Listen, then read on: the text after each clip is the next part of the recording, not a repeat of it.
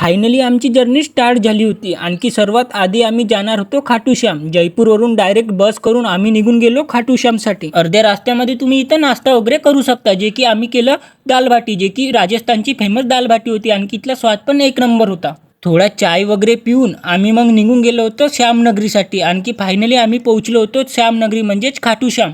पोहोचल्याबरोबरच आम्ही इथं रूम वगैरे केलो, जे की आमच्या बजेटमध्ये आणखी आम्हाला पुरवली होती. तुम्ही आपल्या हिशोबानं रूम वगैरे करू शकता. अजून दुसऱ्या दिवशी आम्ही रेडी वगैरे होऊन निघून गेलो होतो दर्शन करासाठी. आणि मला असं वाटत होता की मी स्वप्नच पाहत आहो की मी आलो या पावन नगरीमध्ये. मला तर खूपच जास्त खुशी होत होती भाई की मी आलो या बाबाच्या पावन नगरीमध्ये. पोहोचल्यावर इतकी गर्दी होती ना की सांगाच नको. आणि असं म्हणतात की बाबाला गुलाब चढविल्याने आपली कोणती इच्छा पूर्ण होते. बाबासाठी गुलाब वगैरे घेऊन आम्ही लाईनमध्ये लागून गेलो होतो दर्शन करासाठी. आणखी फायनली इतक्या लाईन मध्ये लागल्यावर आम्ही दर्शन वगैरे करून टाकलो.